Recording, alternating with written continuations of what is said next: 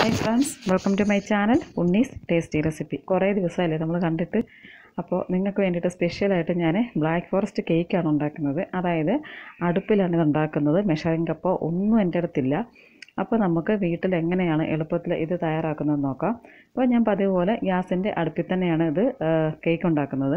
അപ്പോൾ നമ്മൾ ചെറിയ ബർണർ ഞാൻ കത്തിച്ചു. അപ്പോൾ നമ്മൾ ഓവൻ പ്രീഹീറ്റ് ചെയ്യുന്ന പോലെ തന്നെ നമ്മൾ ഏത് പാത്രത്തിലാണോ കേക്ക് ഉണ്ടാക്കുന്നത് ആ പാത്രം നമുക്ക് പ്രീഹീറ്റ് ചെയ്യാം. നമുക്ക് കുക്കറാണെങ്കിൽ അതായാലും വെച്ചാൽ മതി, അല്ലെങ്കിൽ ഇഡലിപ്പാത്രം വെക്കാം. ഞാൻ ഇഡലിപ്പാത്രം കേക്ക് ഉണ്ടാക്കുന്ന വീഡിയോ ഞാൻ നേരത്തെ ഇട്ടിട്ടുണ്ട് കേട്ടോ, അത് നോക്കിയാലും മതി. എന്നിട്ട് ഇതേപോലെ അടപ്പ് ഇതിലേക്ക് അടച്ചിട്ട് നമുക്ക് സിമ്മിലിട്ടേക്കാം. അപ്പോൾ ഇതേപോലത്തെ സ്റ്റീലിൻ്റെ കപ്പ് ഞാൻ എടുത്തു. മെഷറിംഗ് കപ്പ് എൻ്റെ അടുത്തില്ല. അല്ലെങ്കിൽ നമ്മൾ ഇതേപോലെ നോട്ടയുടെ അല്ലെങ്കിൽ സാധാരണ ചായക്കപ്പ് ഉണ്ടല്ലോ, അതെടുക്കുക. എന്നിട്ട് ഇതിൽ 1.25 കപ്പ് മൈദ നമുക്ക് എടുക്കണം. അപ്പോൾ 1 കപ്പ് പിന്നെ ഒരു 1/4 കപ്പ് മൈദയും കൂടെ ഞാൻ ഇതിലേക്ക് ഇട്ട് കൊടുത്തിട്ടുണ്ട്. പിന്നെ നമുക്ക് വേണ്ടത് കൊക്കോ പൗഡറാണ്. ഇത് കാണുന്നുണ്ടെന്ന് അറിയില്ല, ഇരുട്ടാണ്, അതാണ്. അപ്പോൾ ഇതിൽ നിന്നൊരു 1/4 കപ്പ് കൊക്കോ പൗഡറും കൂടെ നമുക്ക് ഇട്ട് കൊടുക്കാം. പിന്നെ ഞാൻ ഇതിനേക്ക് കൊക്കോ പൗഡർ കുറവാണെന്ന് തോന്നിയിട്ട് 1 ടീസ്പൂണോളം കൊക്കോ പൗഡറും കൂടെ ഇട്ട് കൊടുത്തു. ഒരു 1/4 ടീസ്പൂണോളം ബ്രൂവിൻ്റെ പൗഡർ, അതായത് കുറച്ച് കളർ കിട്ടാൻ വേണ്ടിയിട്ടാണ് ഞാനത് ചേർത്തത്. എന്നിട്ട് 2 ടീസ്പൂൺ ബേക്കിംഗ് പൗഡർ. കേക്ക് ഉണ്ടാക്കുമ്പോൾ എന്തായാലും ബേക്കിംഗ് പൗഡർ എന്തായാലും നിർബന്ധമാണല്ലോ. അപ്പോൾ 2 ചെറിയ സ്പൂണ് ബേക്കിംഗ് പൗഡറും കൂടി ഇട്ടിട്ട് നമുക്ക് ഇതെല്ലാം കൂടി ചേർത്തിട്ട് നന്നായിട്ടൊന്ന് അരിച്ചെടുക്കണം. അതായത് നമ്മുടെ ബേക്കിംഗ് പൗഡറും കൊക്കോ പൗഡറും ഒക്കെ നമുക്ക് നന്നായിട്ട് ഇളക്കി മിക്സ് ചെയ്തിട്ട് ഇതേ പരുവത്തിലാണ്. അപ്പം കട്ടയൊക്കെ നമ്മൾ ഇതേപോലെ ഒന്ന് ഉടച്ച് കൊടുക്കണം. അപ്പോൾ ഈ പൗഡറൊക്കെ എല്ലായിടത്തും മിക്സ് ആയാലേ നമ്മുടെ കേക്ക് കറക്റ്റായിട്ടുള്ള കൺസിസ്റ്റൻസിയിൽ കിട്ടുള്ളൂ. അപ്പോൾ നമ്മുടെ പൗഡർ ഇതേപോലെ നമ്മുടെ മൈദാപ്പൊടിയും ബാക്കിയുള്ള സംഭവങ്ങളെല്ലാം കൂടെ ചേർത്തെടുത്തിട്ടുണ്ട്. ഇനി നമുക്കിതിലേക്ക് വേണ്ടത്, ഇപ്പോൾ 2 കിലോയുടെ കേക്കാണല്ലോ നമ്മൾ ഉണ്ടാക്കുന്നത്. അപ്പോൾ നമുക്കിതിലേക്ക് 8 കോഴിമുട്ട വേണം. അപ്പം ഞാൻ 8 കോഴിമുട്ട എടുത്തിട്ട് അതിലേക്ക് 2 ടീസ്പൂൺ വാനില എസൻസും കൂടെ ഒഴിച്ചു കൊടുത്തു. അപ്പോൾ ഈ സമയത്ത് തന്നെ വാനില എസൻസ് ഇതിലേക്ക് ഒഴിച്ച് കൊടുത്താൽ അതിൻ്റെ ആ മുട്ടയുടെ ഒരു മണമുണ്ടല്ലോ, അതങ്ങ് മാറിക്കിട്ടും. അല്ലെങ്കിൽ കേക്ക് ഉണ്ടാക്കുമ്പോൾ മുട്ടയുടെ മണം ഇങ്ങനെ കുറച്ച് മുമ്പിൽ നിൽക്കും, അതുകൊണ്ടാണ്. എന്നിട്ട് നമുക്കിത് ജസ്റ്റ് ഒന്ന് ബീറ്റ് ചെയ്യുക. അപ്പോൾ ഇതേപോലുള്ള ഇലക്ട്രിക് ബീറ്റർ ഉണ്ടെങ്കിൽ അത് വെച്ചിട്ട് തന്നെ ബീറ്റ് ചെയ്യണം. അപ്പോൾ എന്ന് വെച്ചാൽ കേക്ക് നല്ല സോഫ്റ്റ് ആയിരിക്കും. അപ്പോൾ ഇലക്ട്രിക് ബീറ്റർ കയ്യിലില്ലെങ്കിൽ നമ്മുടെ വിസ്ക് ഉപയോഗിക്കാം. പക്ഷേ വിസ്ക് ഉപയോഗിക്കുമ്പോഴെന്താണെന്ന് വെച്ചാൽ കൈക്ക് നല്ല പണിയാണ്. ഇതൊന്നും ഇല്ലെങ്കിൽ മാത്രം നമ്മൾ മിക്സിയിൽ അടിച്ചെടുക്കുക. എന്നിട്ട് ഇതിലേക്ക് ഞാനൊരു 1.5 കപ്പ് പഞ്ചസാര പൊടിച്ചത്, അതായത് 1.5 കപ്പ് പഞ്ചസാരയായിട്ട് തന്നെ എടുത്തിട്ട് പൊടിച്ചു. അപ്പോൾ ഒരു 2.25 കപ്പൊക്കെ കാണും.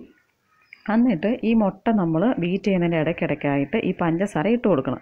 അപ്പോൾ ശരിക്കും പറഞ്ഞാൽ ഇത് പൊടിച്ചില്ലെങ്കിൽ നിർബന്ധമില്ല, പക്ഷേ നമുക്ക് കുറച്ചുകൂടെ പണിയെടുക്കേണ്ടി വരും.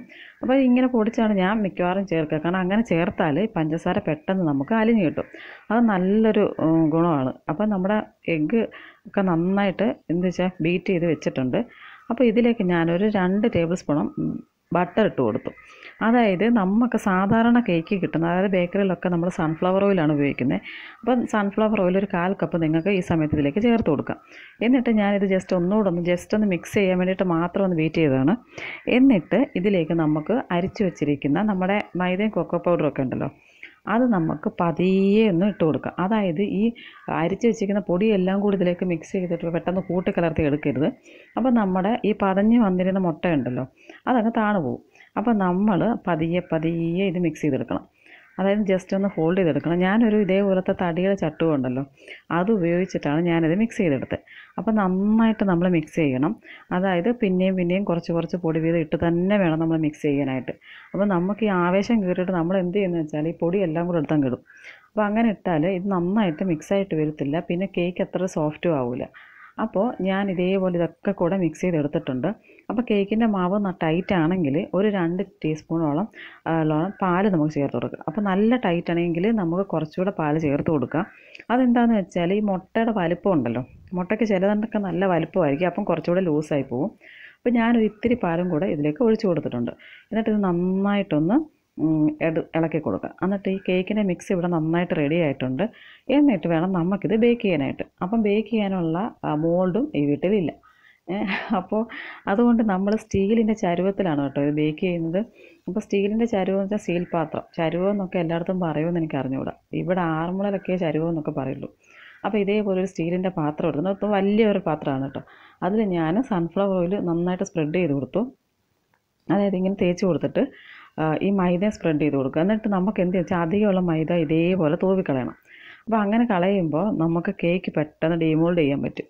അപ്പോൾ എൻ്റെ അടുത്ത് ബട്ടർ പേപ്പർ ഇല്ല. അല്ലെങ്കിൽ ബട്ടർ പേപ്പർ ഉണ്ടെങ്കിൽ ബട്ടർ പേപ്പർ മാത്രം നമുക്ക് വെച്ച് കൊടുത്താൽ മതിയായിരുന്നു. എന്നിട്ട് നമുക്ക് കേക്കിൻ്റെ മിക്സ് ഇതേപോലെ ഒന്ന് ഒഴിച്ച് കൊടുക്കാം. എന്നിട്ട് ആദ്യം നമ്മൾ കേക്ക് ബേക്ക് ചെയ്യാൻ വേണ്ടിയിട്ട് ഒരു പാത്രം ചൂടാക്കാൻ വെച്ചിട്ടുണ്ടായിരുന്നല്ലോ, അതവിടെ അതേപോലെ നല്ല ചൂടായിട്ടിരിപ്പുണ്ട്. അതിലേക്ക് നമുക്ക് ഈ കേക്കിൻ്റെ പാത്രം വെച്ച് കൊടുക്കണം. അപ്പോൾ നമുക്ക് നല്ല പുകയൊക്കെ വരുന്നുണ്ട്.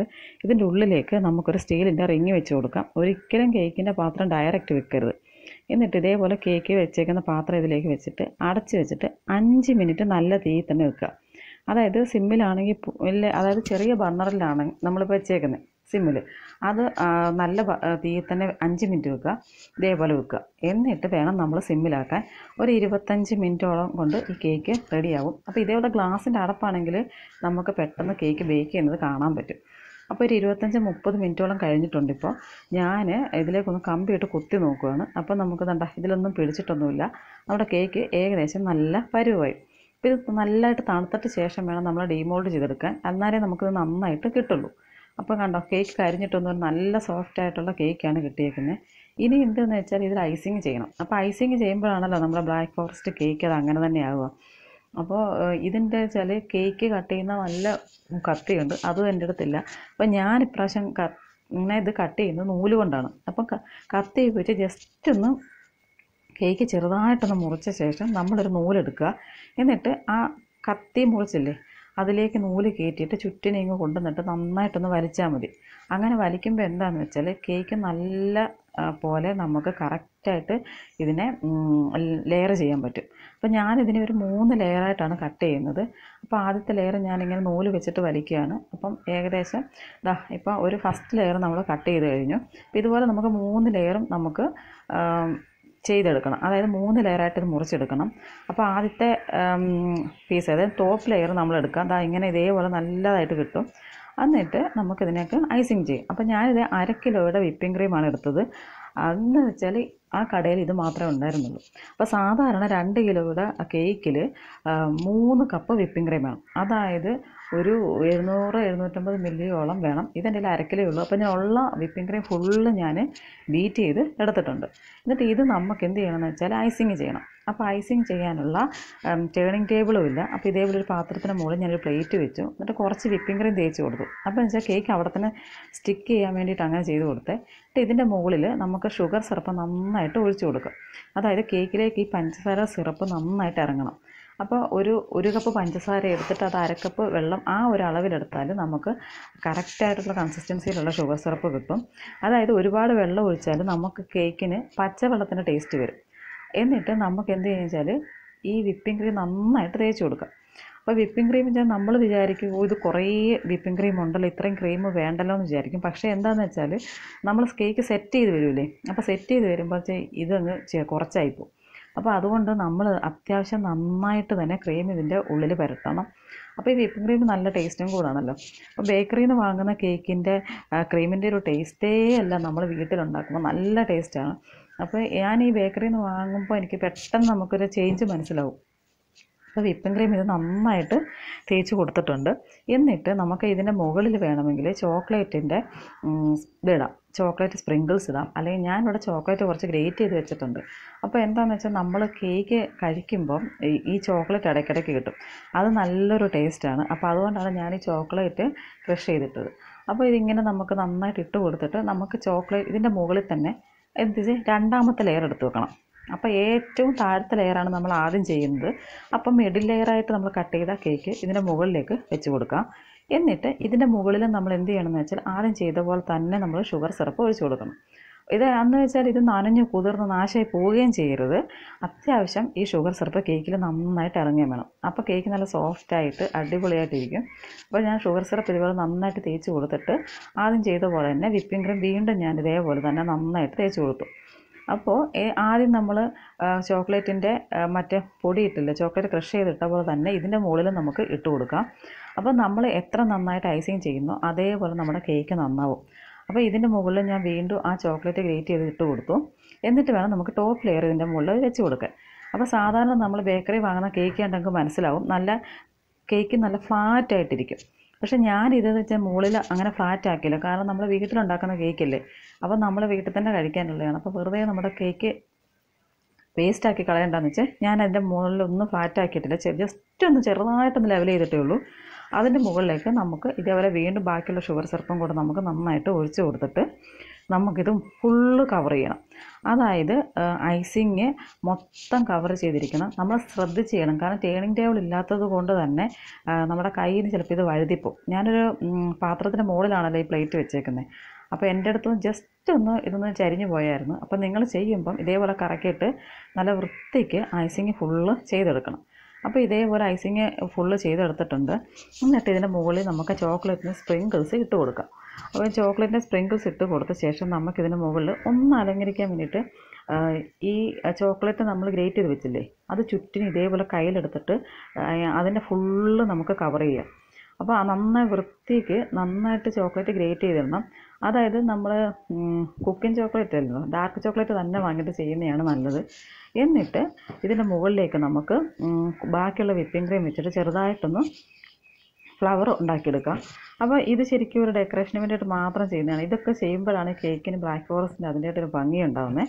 അപ്പോൾ നിങ്ങൾ ആദ്യമായിട്ടാണ് ഈ ചാനൽ കാണുന്നതെങ്കിൽ ഒന്ന് സബ്സ്ക്രൈബ് ചെയ്യുക. തൊട്ടപ്പുറത്തൊരു ബെല്ലൈക്കൺ കാണും, അതും ഒന്ന് ഇനേബിൾ ചെയ്യുക. അപ്പോൾ നമ്മുടെ ചോക്ലേറ്റിൻ്റെ എല്ലാം നമ്മൾ വിപ്പിംഗ് ക്രീം വെച്ചിട്ടുള്ള ഫ്ലവറൊക്കെ റെഡിയായി. ഇതിൻ്റെ മുകളിലേക്ക് നമുക്ക് ചെറി വെച്ച് കൊടുക്കാം. അപ്പോൾ ചെറി വെച്ച് കൊടുക്കുമ്പം തന്നെ ശരിക്കും പറഞ്ഞാൽ കേക്കിൻ്റെ ലുക്ക് കംപ്ലീറ്റ് മാറും. പെട്ടെന്ന് കേക്ക് ഭയങ്കര സുന്ദരിയായ പോലെ തോന്നും. എന്നിട്ട് ഈ ബാക്കിയുള്ള സ്പേസിലൊക്കെ നമുക്ക് ഇതേപോലെ ബാക്കിയുള്ള ചോക്ലേറ്റിൻ്റെ സ്പ്രിങ്കിൾസും കൂടി ഇട്ട് കൊടുത്തു. നമ്മുടെ കേക്ക് ഓൾമോസ്റ്റ് റെഡി ആയിട്ടുണ്ട്. ഇത് ജസ്റ്റ് ഫ്രിഡ്ജിൽ വെച്ച് നന്നായിട്ട് തണുപ്പിച്ചിട്ട് കഴിക്കണം. അപ്പോഴാണ് അതിൻ്റെ കറക്റ്റ് ടേസ്റ്റ് നമുക്ക് കിട്ടുക. അപ്പോൾ ഈ ചാനലിലേക്ക് ആദ്യമായിട്ടാണ് വരുന്നതെങ്കിൽ ഒന്നുകൂടെ പറയാണ്, സബ്സ്ക്രൈബ് ചെയ്യുക. നിങ്ങൾക്ക് ഈ വീഡിയോ ഇഷ്ടമായെങ്കിൽ ലൈക്ക് ചെയ്യുക, ഷെയർ ചെയ്യുക, കമൻറ്റ് ചെയ്യുക. വീഡിയോ കണ്ട എല്ലാവർക്കും നന്ദി. പുതിയ വീഡിയോ ആയിട്ട് വീണ്ടും കാണാം. താങ്ക്